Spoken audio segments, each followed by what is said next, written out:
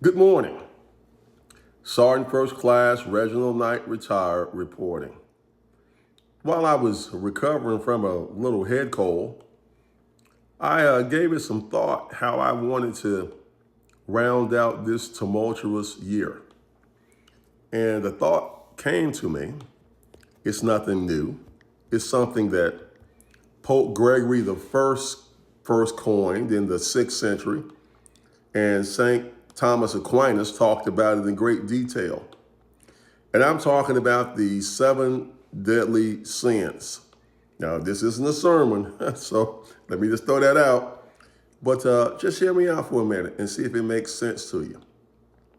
America is guilty of all 7 deadly sins as they are constructed by the men I just mentioned a few seconds ago. America has always thought that it was the best in every category, where we both know that that's not the case. America thought it was always fair when it was allocating resources and materials, and we damn know that's not fair.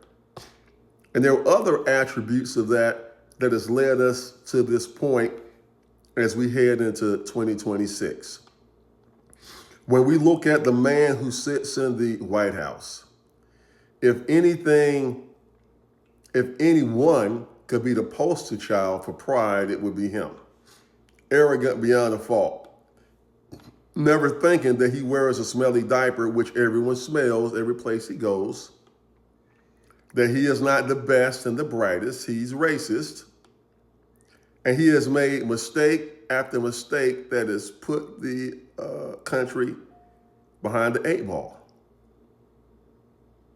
You can't say anything to him when he makes a mistake, because then he pulls out another one of those deadly sins, and that's wrath, as he goes after political opponents who owe him nothing, but he is just trying to get back at them because they tried to prosecute him for actual crimes.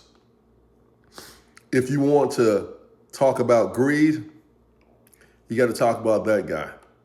Doge and this big nasty tax bill, which actually shifted the tax burden onto people who can ill afford it and give billionaires even more tax breaks. Even if you're an atheist, you know that's ungodly. Envy. Only have to say one word and it says everything that I can't about Donald Trump, Barack Obama. His whole existence for the 10 years he's been in our face is trying to either get back at Barack or do things so he can see himself in a better light than Barack. But the fact of the matter is, he's not a fraction of the man that Barack Obama was, and he will never come up to that standard. Why? Because of the pride, the greed, the wrath, and all those other things mentioned. Lust. That's the reason why we have those million pages of Epstein files being hidden from us at the moment.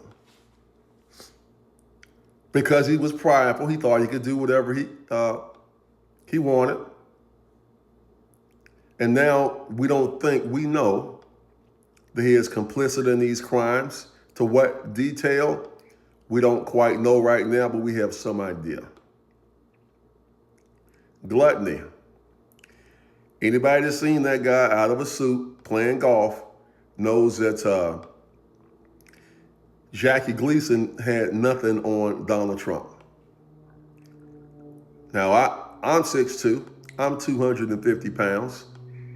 And if he is 240 pounds, if he's 10 pounds less than I am, well, we need to get a scale calibration. All of these things are core values to Donald Trump: the pride, the excess wealth, the wrath, envy, hatred, and of course, he's fat. These things have started to permeate in the entire fabric of America now, where people who used to be solid Christians now adhere to the book of Trump instead of the teachings of Jesus. As we go into 2026, we're going to have to examine ourselves and him, and we're going to have to do better. We must do better. Because right now, we're on a collision course toward economic and national disaster in a lot of areas.